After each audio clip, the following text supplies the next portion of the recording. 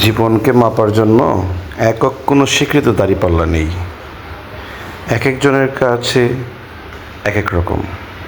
তবে দাঁড়িপাল্লা যাই থাকুক না কেন, সবার আগে নিজেকে শুধুই নিজেকে গুরুত্ব দেওয়াটা বাধ্যতামূলক।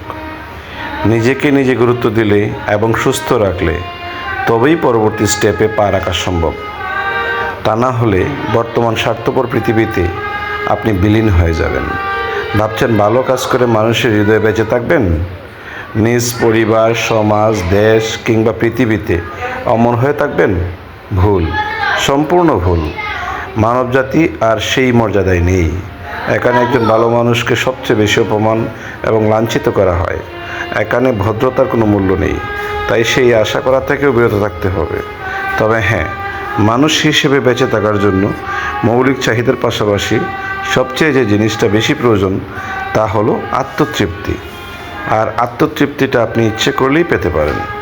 আত্মতৃপ্তির প্রধান উপায় হলো প্রচারবিহীন নিঃস্বার্থ ভালো কাজ করে যাওয়া, পশু সেবা, যা মানব সেবার চেয়েও কোনো অংশে কম নয়, প্রকৃতির রক্ষায় ভূমিকা পালন, সমাজ থেকে শুরু করে বিশ্ব শান্তি রক্ষায় নীরব ভূমিকা পালন।